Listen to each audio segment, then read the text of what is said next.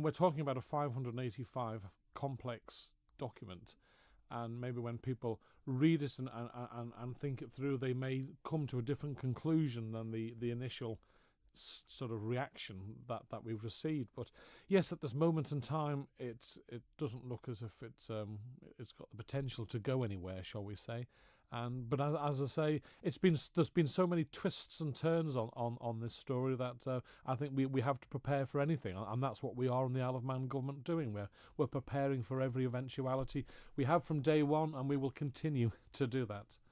Just how prepared are we then, and in what aspects? What specifically are you looking at currently with regard to these areas? Well, I think we have to look at what could happen next. And I suppose there are two scenarios. Now, first and foremost, on the 14th of November, the Cabinet approved the draft deal. Then on the 25th of November, that draft deal goes to the EU summit for approval. And then sometime in December, sort of early to mid-December, I'm expecting it to be between the 10th and the 14th, but that I know they're trying to clear some parliamentary time, they will have a vote. Now, if the UK Parliament votes yes, then in early 2019 we'll have an EU withdrawal agreement bill that'll be introduced. It'll then have to go through the European Parliament, where it needs a simple majority to pass. And then the EU Council approval, where 20 countries representing at least 65% of the population must agree. And then on the 29th of March, the UK leaves the European Union. A transition period begins, and that lasts until December 2020. However, if there's a no vote, then the UK government has up to 21 days to put forward a new plan. Now, the potential outcomes from that, if it's rejected, are the UK leaves with no deal. They renegotiate. That's sort of 2. 3, we have a general election.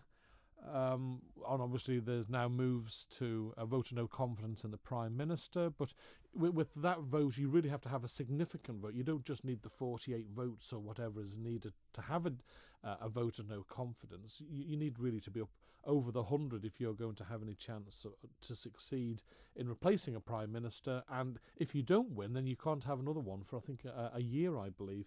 And then the last option I see it is you have a referendum. So that deal as is on the table at the moment, yeah. What does that mean for the Isle of Man in terms of, well, let's say look at the backstop arrangement. If that were to go ahead, would that lead to more? That would lead to more checks at ports and airports. We're told, I think, particularly on dairy products to protect the EU single market. So if the Isle of Man Creamery wants to sell cheese to shops in Northern Ireland, there would be an impact there. An example there for you? Yeah, well, we have to remember this agreement is only a draft and it has to be agreed by the European Council. So obviously we're monitoring it. But first and foremost, if we look at the Article 3, it's quite ironic. We had Protocol 3 of the Treaty of Rome, and now in this document you've got Article 3, which says, unless otherwise provided in this agreement or in union law made applicable by this agreement, any reference in this agreement to the United Kingdom or its territory shall be understood as referring to A, the United Kingdom, and C, the Channel Islands and the Isle of Man. So we understand, therefore, that the withdrawal agreement clearly applies to us.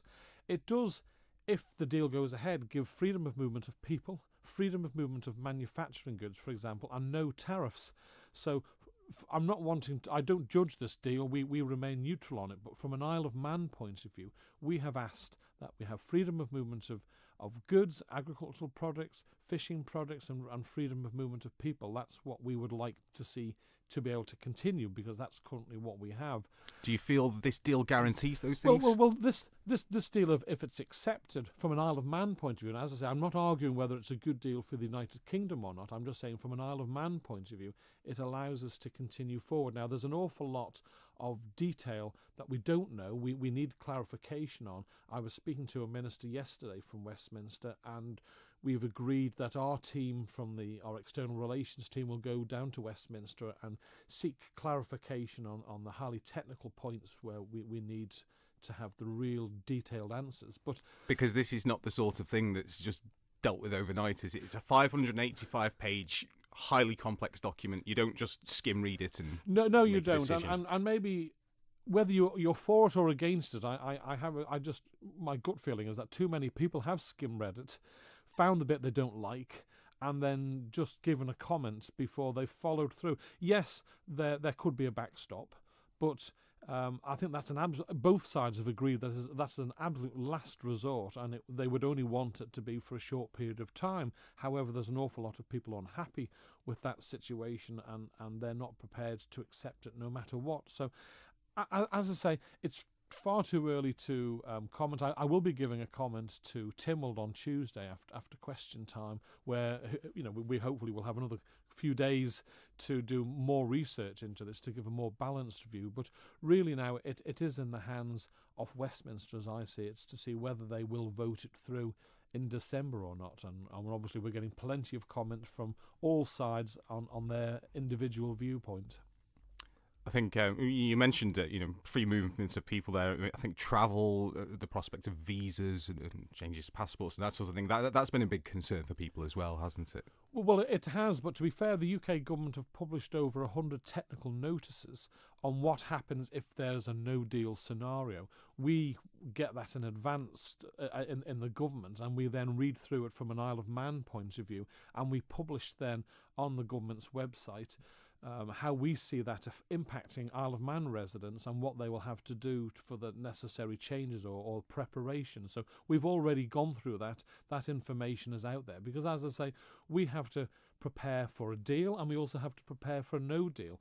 And nothing I've seen to date is going to change our stance on that position. It's still wait and see then, I suppose. It really is. As I say, as we started this conversation, this is really, unprecedented is a word that's probably used too often, but I think in this case it's very relevant.